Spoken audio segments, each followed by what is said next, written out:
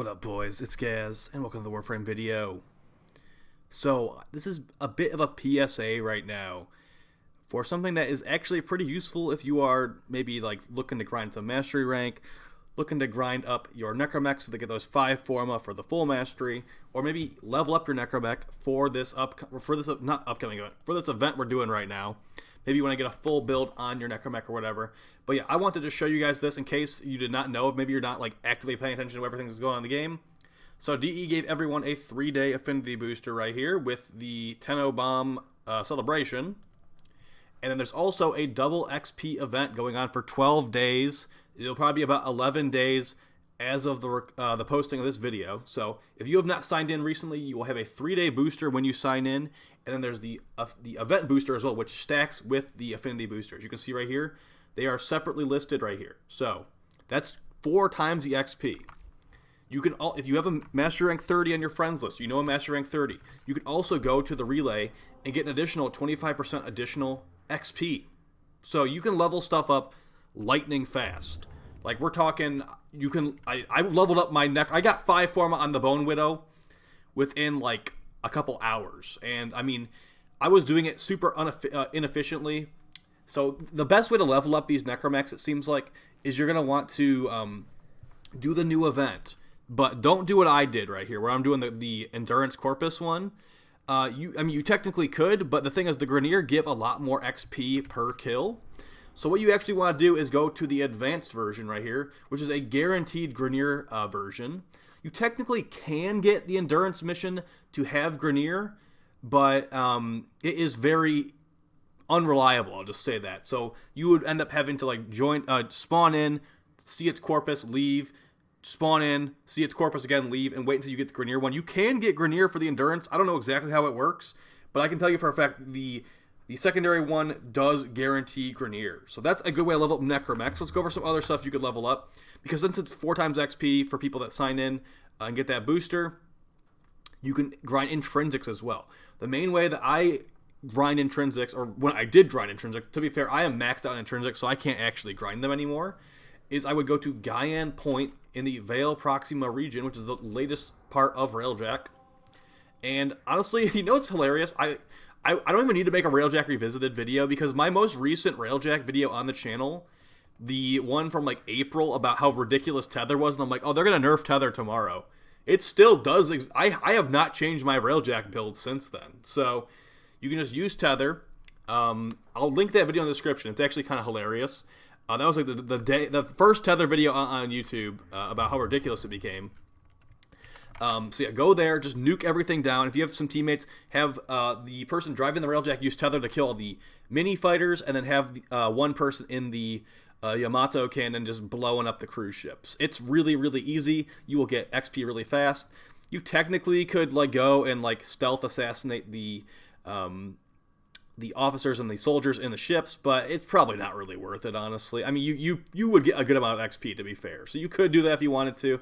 And yeah, you could do that, but you know, it's just easier to just nuke everything down instead. So you still get a decent, like they double the amount of intrinsic you get from those fighters now. So that's pretty good.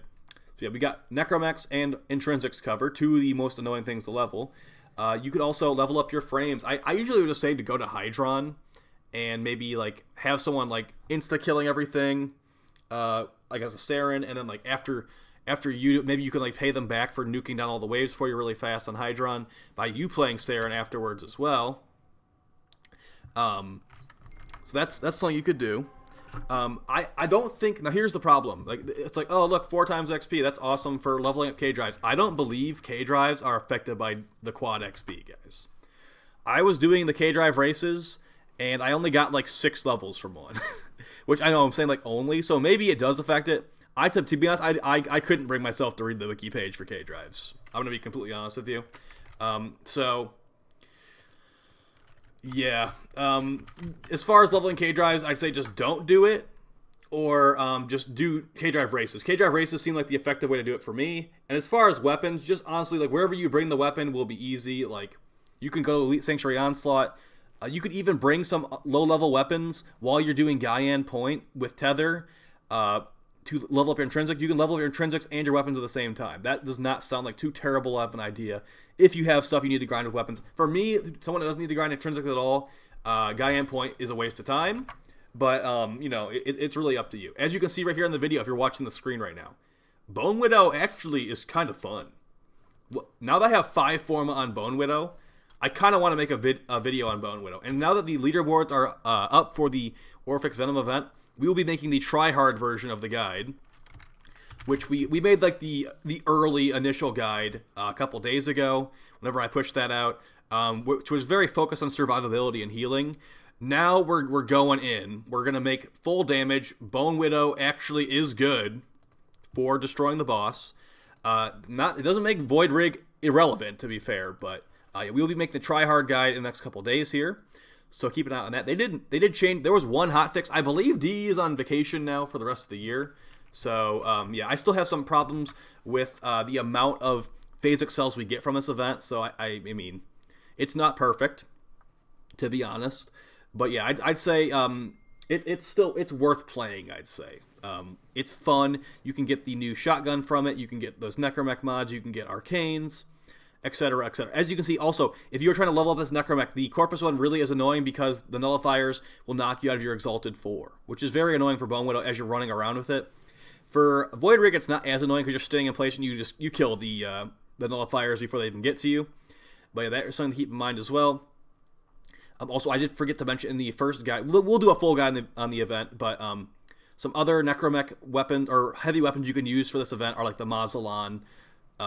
That's a good one for sure. Some people have liked the Grappler, so yep, definitely give that a shot. Now, like I said, you cannot use Necramechs in actual missions right now. You can only use them in this event and open worlds.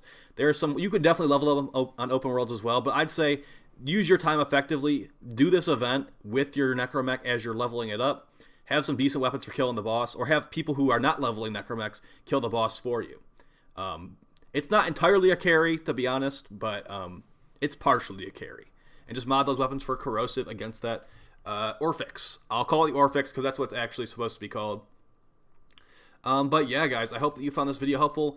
It's really just a PSA of, yes, you can get 4 times XP and level up at lightning speed.